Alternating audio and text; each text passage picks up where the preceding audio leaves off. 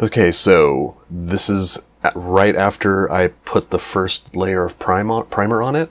I use a sanding primer because when you do things with super glue, obviously it's transparent, and then I was working on a white medium, so I couldn't exactly see, so I used the primer so you can see here to help kind of show me the stuff that I missed and some of the stuff that needs more work that I couldn't see because of the white. And so like I'm pointing at the different things, like rough areas, little pock marks that I didn't get super glue into, and so on and so forth. And you can tell kind of in general that it looks kind of rough because I haven't done the bulk of the sanding yet.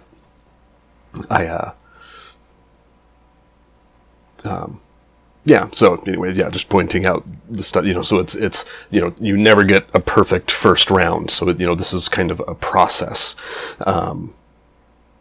So now that I have a much better idea of what I need to do, I do a second round of sanding. This round obviously works a lot better because, like I said, with the primer on there, I now have colors to compare. I've got the gray of the paint and the white of the plastic itself, so I can tell, what areas need more work and so on and so forth. Excuse me.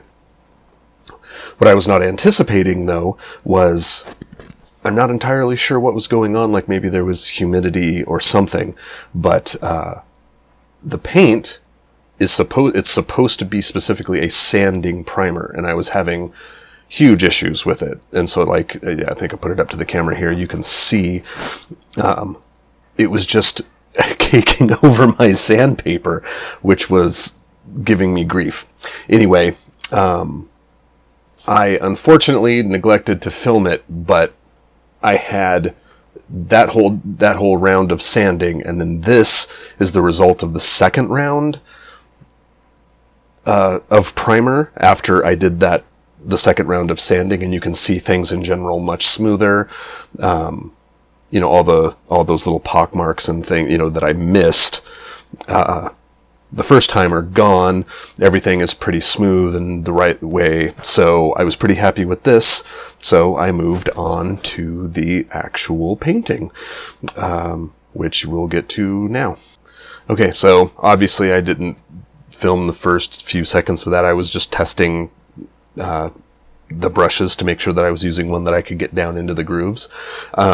So since this is supposed to be a stone tablet, I wanted to make sure that everything had the same base color, and then that way any effects that I put over the top of it, not that I'm by any means any kind of like artistic special effects master or anything, but there are things I can do even with my limited artistic skill set, and so I wanted to make sure that the back color, the primary color for all of the effects that I do are the actual color of the stone. So that's what I'm doing here, is I'm excuse me, filling in all of the like the filigree stuff and the lettering and all of that, because it's like I think I said it, an 1/8 inch deep, deeper than everything else, and so I'm painting inside there and making sure that everything has got a nice thick coat of paint down in there, then before moving on to the rest of it, which you can see me doing here. This was it's pretty straightforward, just painting stuff. I made sure that all of the, like, down deep in the lettering, I did that with really, really thick paint, so I didn't have to go in there a number of times, where I knew on the bigger surfaces I was going to have to coat it multiple times anyway.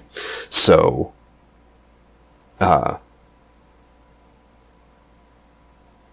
so I wasn't so worried about putting, super thick coats on to start.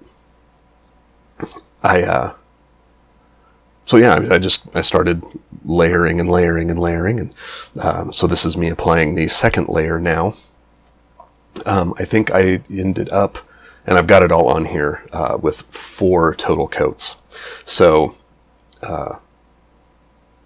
making sure, yeah, you could see how I picked it up there. I was doing all of the sides, because there's actually 3 layers of depth to the Divine Retribution. The rings are the tallest, then, you know, the bulk of the disc itself, and then that filigree and lettering is lower as the lowest level.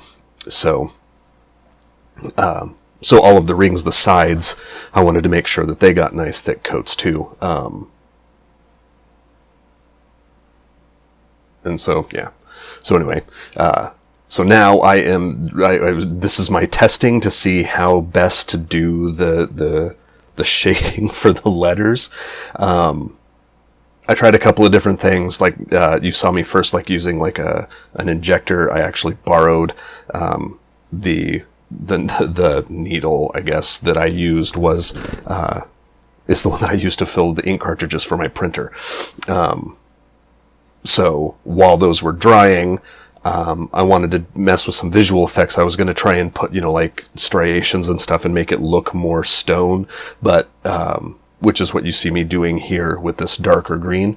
I was hoping that it would have a better effect, you know, because the test paints I did on the side, it was looking like it might be good, but then, so yeah, I'm putting 2 layers of on it, so it's, you know, consistent. And then as I was putting on that second layer, I was like, oh, this is really not a very complementary color. And when I started painting over it, when I get to that, you'll see. So I went with the injector to get, it's a wash. It's basically thin paint that you can use for like shadowing and stuff like that. Using the needle that I used to fill my print cartridges, to just shoot this wash down in there, and then I would spread it with the paintbrush. It actually turned out pretty good. I was pretty surprised. So anyway, like I said, so doing the striation thing. Now, I'm putting the paint over it, and you can see, I mean, like, it's just not, that dark green is just not very complimentary. And so I ended up like making it almost disappear. Like, you can see if you pay attention, and I'm not sure how clear it comes out in the video, but, if you look at it really close, you can see that it's kind of a darker area on the finished product, but, I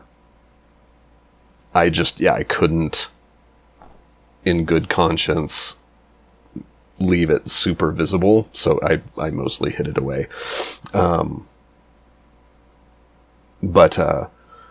Yeah, so anyway, so that's what I'm doing now, is putting the final coat on for it in and of itself, and then making sure to like put a nice thick layer over that dark, because yeah, it just was not working.